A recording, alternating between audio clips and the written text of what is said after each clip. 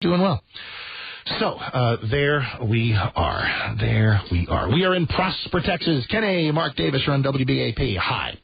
Hey, Mark. Great to talk to you. Thank you. I wanted to start off with a quick football thing. I'm not a big fan, but I did watch last night, and I've always wondered, we had the ball with 37 seconds left in the first half at the 20. Yep. Why would a football team take a knee? Isn't the goal to score more points? Correct. Unless the negatives outweigh the positives.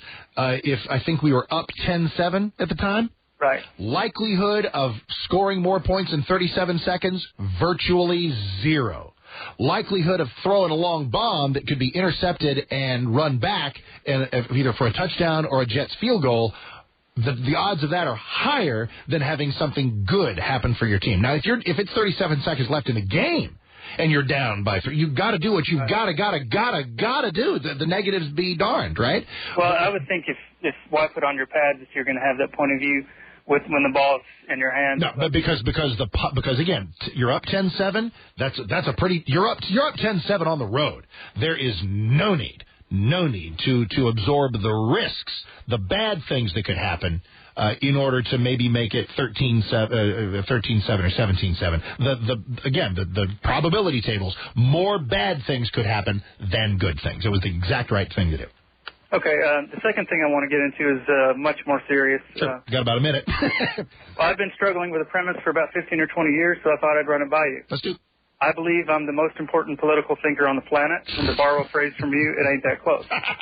Very good. I don't presume that would be of any value to you or your radio show. Prove it. The dilemma I'm faced with is the people I respect the most, you, Limbaugh, Levin, and Coulter, Walter Williams, these people are on my side. Mm-hmm. You're dead wrong on the very most fundamental issue. And that's something that Jefferson referred to as the separation of church and state. Would you do me a huge favor? Because number one, I think you probably don't know exactly what I think about it, because you're grouping me in with a lot of people. I've listened to you for 10 years. I know that, and that means you probably have pretty good material. Your run up and your qualifiers and your football point were excellent. Except I got to go, and I got to go like now. I'd like to schedule an appearance on your show. Then you know what? I don't do that for hardly anybody. For you, I'm going to. Would you do it? And not in that formal vein. Stay on hold. Susan will get with you, and we'll find a time when you can come. Can you do final hour, 10 o'clock hour sometime tomorrow? I'd like to do a full hour. No, don't go nuts on me, my brother. You're a caller. So bring me your best stuff, and we'll find a way to get you on tomorrow in this hour, and we'll see how it goes. I anticipate greatness. Do not disappoint me. All righty, Susan, there he is, and get this guy. This could be fun. All righty, it has been. Randy Williams filling in for Sean. Thank you so much for being technical wizard today. Producer Susan Cloud, thanks you. So do I. God bless our country and our troops. I'm Mark Davis. See you tomorrow.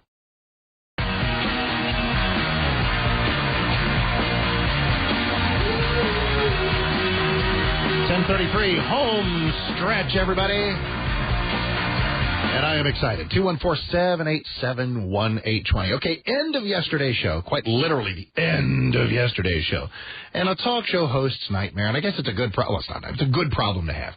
You end up with interesting calls, interesting stuff going on, and you just run out of time. And there's nothing you can do because the clock is a cruel mistress, and boom, there you go. So there was a gentleman on the phone at the end of yesterday's show, and we went through some pleasantries and some interesting stuff. And he got to the meat of the matter. And I had like 20 seconds left, and that's not good. So I was sufficiently intrigued that I said, look, dude, we'll call you back tomorrow. So we have now done so. Here was the premise, and I'll throw him the ball, and off he goes. He called and said, hey, Mark, love the show, blah, blah, blah. But from you to Rush to Hannity to Levin to Ann Coulter, and he ran off a few other people in conservative punditry, he said, all of you have an issue wrong. And that issue is separation of church and state. Two things instantly intrigue me, because number one, I'm fascinated by that issue. But number two, I also find fairly wide divergence among some of the people he listed. So I don't know how we could. So I was sufficiently intrigued, doggone it. It's the return of Kenny from Prosper. How you doing, man? Doing pretty great. Thanks for having me on again. Did I set that up accurately? Reasonably accurately. Okay, then go. Well, it's a long day. Go, then give me your premise, and let's see where we go. Okay, first, tact has never been a strong point of mine, and I'm trying to improve on that, so I'd like to start very briefly with a couple of things that I know that you and I have agreement on, and then move on to that starting topic. A very, very skilled tactic to create a sort of a coating of goodwill before you go in for the kill. I'm trying to learn, learning from you. First, I wrote a book 15 years ago, and I won't mention the name, but one of the early chapters focused on the fact that cigarette advertising never should have been removed from television. You are 100% correct. And you and I've never heard anyone except for you echo that sentiment. Because it takes special courage to say something that 97% of everyone disagrees with. Cigarettes are a legal product. I wish no one consumed them, but as long as they remain a legal product, they have a right to advertise that is as much as cars or dishwashing liquid or whatever else. So, all right, very good. Okay. Move on. Secondly, I think you and I may be the only two people in the universe who realize how great the movie The Prestige is. Oh, we have a lot of company there. Do we? Oh, yeah, because there was The Prestige, and there were two magic movies, two old-timey magic movies out at the same time. One was The Prestige, and I don't remember the other one. But no, that it doesn't get enough credit, but there's some love there. Okay, it is now time. Go for it. Okay, it's one thing to communicate that some of the founders of the nation believed that the First Amendment was intended to separate church from state. And it's another thing to communicate about why that's so important. So I want to briefly touch on the first piece and then focus on the second. Sure. We know about the phrase, the separation of church and state in our common culture because of a letter that Thomas Jefferson wrote to the Danbury Baptist Association, in which he merely quoted the First Amendment and then said, thus building a wall of separation between church and state. And whenever I hear someone comment about that, typically a conservative will say that his views were taken out of context. I just want to say very briefly that that isn't true. Anyone can look it up. The context emphasizes his point. But I want to get away from Jefferson and go over to Madison, because what he says about that relationship of religion to government is closer to the actual meaning. Madison wrote and said in the speech, religion is wholly exempt from the cognizance of the institution of civil society. What the First Amendment really means is more than separation of church and state. It's actually a separation of faith from law. And let me move on to what a deist is. You know what? Hey, hang on a second, because so far so good. Because there is no way to literally separate church and state. And I think that separating faith from law, protecting our faith from certain overreaches of law and protecting our law from the biases of very subjective faith, I think that's much closer to the bone, and so far so good. Go ahead. Great. Let me go. Deism. I've heard that mentioned for 20 years in political commentary, but I've never heard anyone scratch below the surface of what that means. So I want to educate the audience what a deist is. Thank you. A deist is a person who does not believe in faith. A deist is a person who believes that reason is the path to God. And so let's look at what the First Amendment means logically. First, we have to say, well, what is religion? Religion is when a lot of people share the same faith. Then we have to get into, well, what is faith?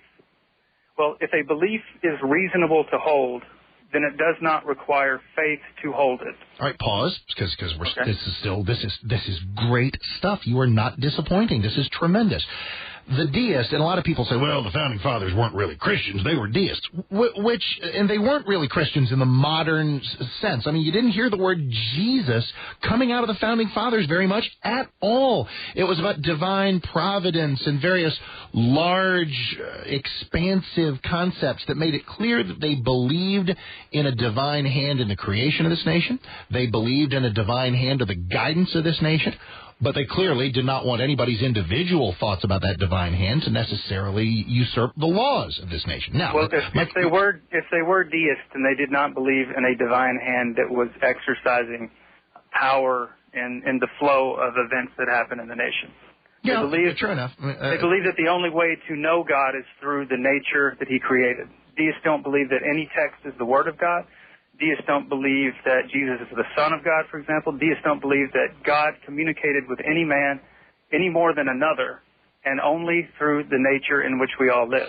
But doesn't that, as soon as, because when you said that then you get into a deliciously nebulous term, and that's faith, because you're right, deism does not in any way require the kind of faith that Christianity does, or any organized religion. It requires really no does. faith to be. But I would differ a little there, because if I guess I get it, and I guess maybe I don't, because the deist would say there is a God, not because I choose to believe it just out of ardor in my heart, but I choose to believe it because I look at the universe and I say it must have an intelligent creator. Right. Yeah, okay, I get it. The age of reason. You know, he looks out upon the beauty on top of a mountain, and you just look at that and you know that there has to be. But you know what? But you don't. Reason has reason has a meaning, and I would suggest. Diplomacy. No, I understand, and I would suggest that even the deist requires a certain modicum of faith to get from here's this beautiful universe to a God created it. I think that's evidence of some. I agree with that, okay. But I'm saying that's his diplomacy. But what is faith mathematically? If a belief is reasonable to hold, then it does not require faith to hold it. Exactly right. It requires no faith to believe that I'm talking to you on the phone. I obviously am. Therefore, faith is a belief that is unreasonable. No. Oh, that's mathematics. That is horribly illogical. Horribly illogical. No. It is because the absence of reason does not mean hostility to reason. I believe that Jesus. No, it just means that you're choosing to believe something that is not supported by information. No, I understand that. But that's what faith is. Faith is belief without proof. It is the choice to believe in some things that transcend. No. To believe Another in way something. of saying that is faith is a belief that you choose that isn't supported by information through your senses. Correct, but you choose to hold anyway as a journey of faith. Right. I don't know that Jesus is God's son the way I know that 2 + 2 is 4. I agree with that. But I believe both of them for different reasons. The second belief, my religious beliefs, are not unreasonable. They are. Well, they're not unreasonable in a colloquial sense. Right, they're unreasonable in a mathematical sense. And that's what and as soon as you go at faith mathematically, you're doomed. Another way of saying that. Let's progress here a little bit. Another way of saying that, and I don't mean this to sound derogatory, but it will. I don't. I'm just saying there are mathematics to this, and then there are connotations that terms pick up. Gotcha. We've agreed that faith is a belief that does not come out of what we know through our senses. Right. Another way of saying that is faith is a belief that is senseless. No, of course it is. That's needlessly combative, and so stop it. Now we have. Now do me a favor, because a huge favor, because we literally have about 2 minutes, and you have been great. And I'll tell you what, give me a couple of weeks, I'll be back. We'll pick up from here. But give me your because.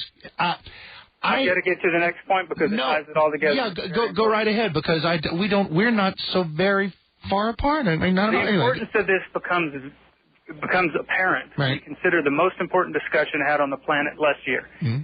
Everyone, this took place in Elena Kagan's confirmation hearing. Mm-hmm. This blew everybody's mind. It went away in a day and a half, and nobody even referred back to it. Yeah. But someone asked her if the government could force people to eat 3 vegetables every day, and she said that sounds like a dumb law. But I think that courts would be wrong to strike down laws they think are senseless just because they're senseless. The foundation of the entirety of human society is that she is exactly wrong. That is exactly what the First Amendment is there to prevent, is a law that is senseless. But senseless in the way that you described senseless, which is arrived at without rock-solid nuts and bolts reasoning, rather than senseless in the way that most people take senseless, which is to mean derogatorily nutty or crazy.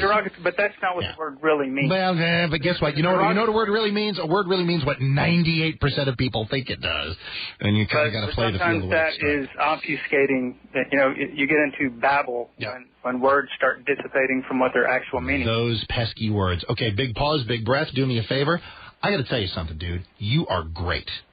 And I'm going to tell you what, this is what's kind of funny, and I've gotten emails about this, like, Mark, who's the dude who called at the end of yesterday's show, said he wanted to be on for an hour? Woohoo! That takes some stones, my friend. You haven't heard nothing yet. And I have a feeling I'm right about that. So you know what I'm going to do? I'm going to give you your hour. It'll be spread out over our next 12 to 15 calls, but you'll get it.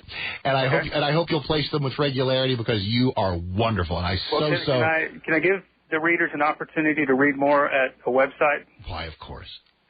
I've founded a political party. It's called the SaneParty.com. Oh, God. Go out, read it, watch my essays, and if you understand what I'm saying, contribute, and let's take this country over. But it really is Sane, SaneParty.com? That's exactly right. As if to disagree with it is insane. Well, mathematically, it would be a person who cannot separate his faith from his reason.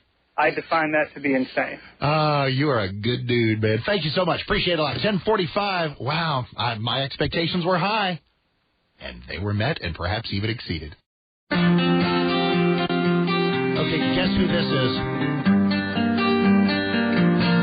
Pretty good picker, huh? Just thoroughly pleasant. Yeah, it's our last guy. It's Kenny. I gotta tell you, you call the show and throw down stuff like this guy did yesterday. Yeah, I really need an hour. Oh, really? Yeah, I'd like to educate your listeners. Oh, I'm sure you would. Yeah, I wrote a book that solved largely all the world's problems. Oh, really? Man, you got to back that up. And it doesn't mean you necessarily have to back it up with something that is objectively regarded as genius. You just have to back it up and be interesting enough. Dude knocked it out of the park. And I'm going to tell you something. If you've lunged for the website, go right ahead. I haven't yet, totally. I expect that just like the call, I'll find about 70% to agree with and maybe 20% not and 10% whatever. But it's all interesting. And it was Susan, what was it? It's the what? The Sane Party. Right, the Sane Party. Not Sane Party, that doesn't exist. The Sane Party does. And then there's a subset of it, like he has a YouTube channel. And if there's anything, if somebody's going to drag him around in a wheelbarrow with him like that, if you're following me, be a little self-deprecating about it. And his YouTube channel is called Brazen Hubris. Yeah. Kenny, thanks, man. You made the show better today. You really did. You really did. I appreciate it. TheSaneParty.com. Check out his views. Now, just to be fair about this, if you were to throw down a combination of personality and industriousness like that, I'll plug your website, too. If it's good. See, this is the thing. And I don't want to gush here. Everybody thinks they're interesting. That's grammatically wrong. Everybody thinks he's interesting. We all think we're interesting. That's okay. Of all the people who think they are interesting, a shockingly small percentage are correct. So, all of you who listen and call here, of course, meet that bar. Okay, not all of you. 214-787-1820. Wow. Okay, hey, here we go. Mineral Wells, Jeff. Hey, Mark Davis on BAP. How are you?